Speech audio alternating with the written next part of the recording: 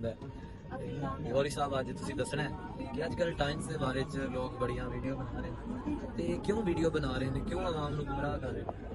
यानी उसूल ये है जो चीज़ ज़्यादा फेमस हो जाए, मशहूर हो जाए, बड़ी हो जाए ना, तो लोग उससे जेलस भी होते हैं और लोग चाहते हैं कि वो अपने आप को मशहूर करने के लिए तो इस किस्म की ऊँचे हथकंडे इस्तेमाल करते हैं। ये हमेशा बड़े लोगों के साथ, बड़े सियासतदानों के साथ, बड़ी शख्सियात के साथ, बड़े इदारों के साथ हमेशा लोग करते आए हैं। इनको इग्नोर करना चाहिए, इनकी कोई अहमियत नहीं है। कीड़े मकोड़ों की तरह आते हैं और अपना गंद निकाल के चले जाते हैं, ऐसी कोई बात नहीं।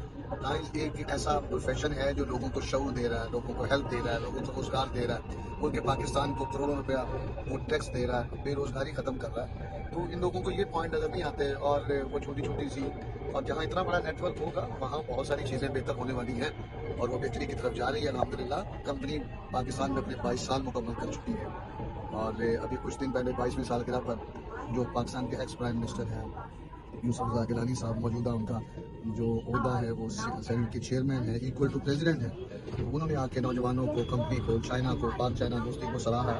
ये अल्हम्दुलिल्लाह एक बहुत बड़ा नेटवर्क है। ये जो लोग सिर्फ फेमस होने के लिए ऐसी हरकतें करते हैं, बहरहाल जी ठीक है, आपका पैगाम पहुंचा